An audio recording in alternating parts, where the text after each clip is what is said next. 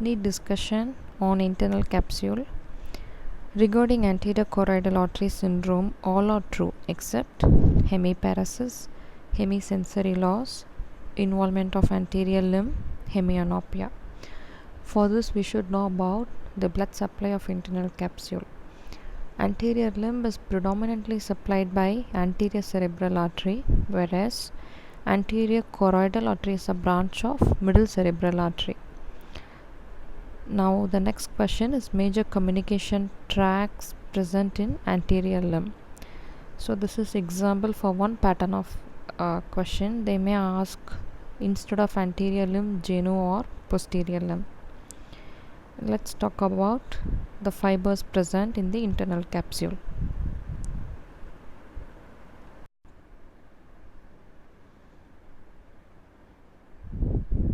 Okay, what is internal capsule? It is a type of projection fibers from the cerebral cortex.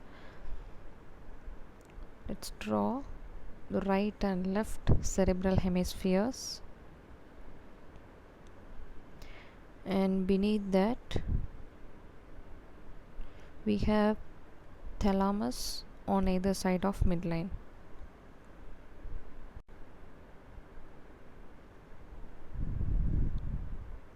Now what is present lateral to the thalamus is corpus striatum. It is one of the component of basal ganglia. So you can see the fibers projects from the cerebral cortex through the corpus striatum and divides the corpus striatum into medial and lateral part.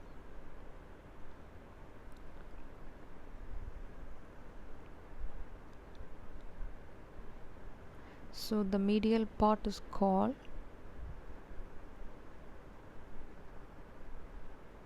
this one is caudate nucleus. This is thalamus, and the lateral part is called lentiform nucleus. So caudate nucleus and lentiform nucleus together called as corpus striatum.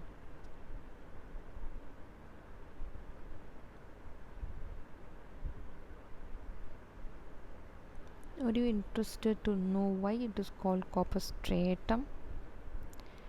Okay, let's see. So here we know the internal capsule splits the corpus striatum into two parts, but it does not splits them completely. There are few fibers of gray matter which connects both caudate and lentiform nucleus at the region of anterior limb of internal capsule.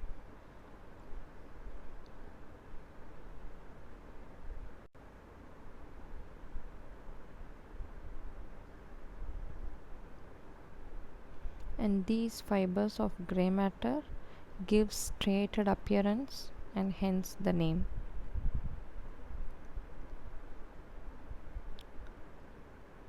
One more historic fact, why it is called capsule.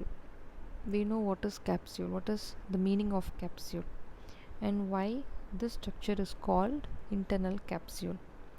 So initially when the anatomist dissected the brain, they saw a mass of gray matter surrounded by white fibers. So this mass of gray matter lentiform nucleus is surrounded by white fibers on both medial and lateral side. Fibers on the medial side are named as internal capsule. One on the lateral side is called external capsule. These points doesn't have any significance, just to know. Okay, now coming to entrance point of view questions, what are the fibers present in the internal capsule? So let's draw anterior limb, genu and posterior limb.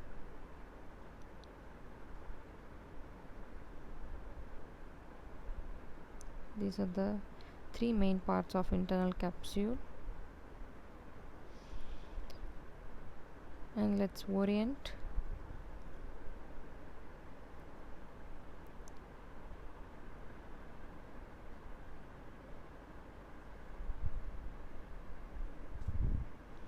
So we have seen already this posterior limb is clinically significant because of its vascular supply, supplied by Charcot's artery of cerebral hemorrhage.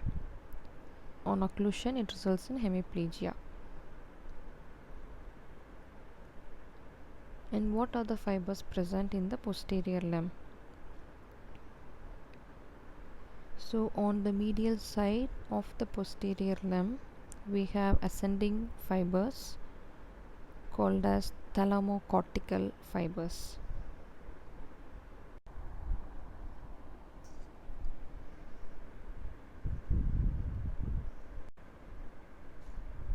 So this is superolateral surface of brain with central sulcus. In front is precentral gyrus motor area. Behind is postcentral gyrus somatosensory region of parietal lobe. So now what happens? This thalamocortical tract carries all the general body sensations like pain, temperature, touch, vibration, pressure. All the body sensations are carried to the thalamus, and from there to the somatosensory region of parietal lobe.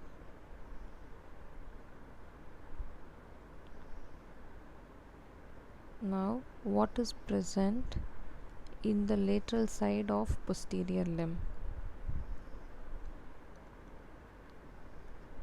This is the most important tract of all, that is corticospinal tract.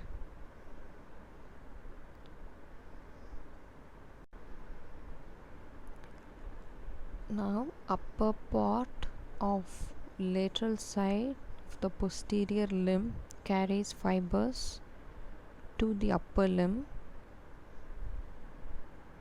Just beneath that, the corticospinal fibers carries to the trunk. Then we have region which carries to the lower limb, and these fibers otherwise called pyramidal tract. We also have few other fibers which carries to the red nucleus in the midbrain. Those are called corticorubral fibers, and they constitute the extrapyramidal tract. So the posterior limb of internal capsule, it has both ascending and descending fibers. Ascending fibers are thalamocortical and descending fibers are corticospinal, corticorubral, in general pyramidal and extrapyramidal tract. Beneath it we have frontopontine fibers, not much of significance. Let's move on to genu.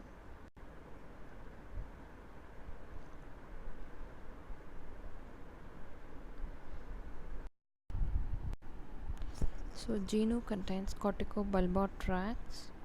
What is mean by corticobulbar tract? Fibers from the cerebral cortex reaches the cranial nerve nuclei.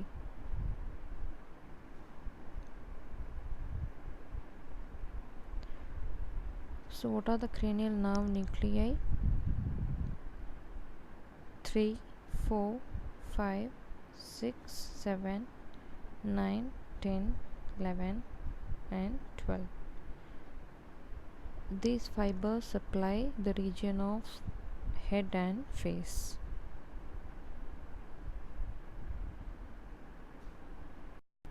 So now the anterior limb, it also contains ascending and descending fibers. So the green shade denotes ascending fibers and the red one is descending fibers, that is frontopontine fibers.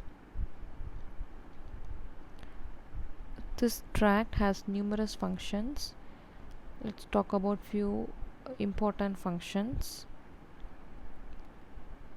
So frontopontine carries fibers from the frontal lobe of cerebral cortex to a specific region in the pons.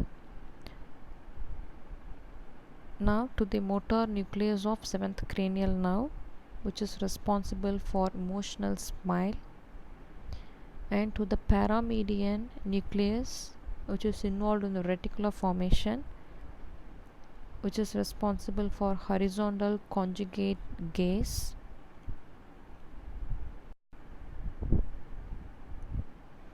Next function is micturition. They carry fiber from the micturition center of frontal lobe to the center in the pons. And the fourth one is accommodation. Here it relays in the midbrain in the Edinger Westphal nucleus. So these are the very few functions of frontopontine fibers.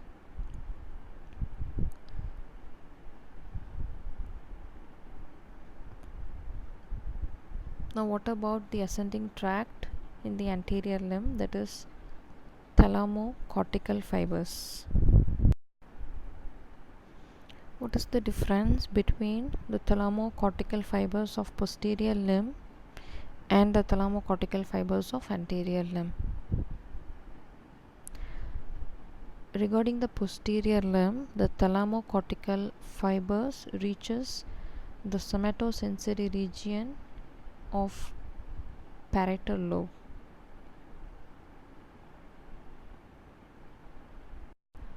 whereas the anterior limb it reaches the frontal lobe.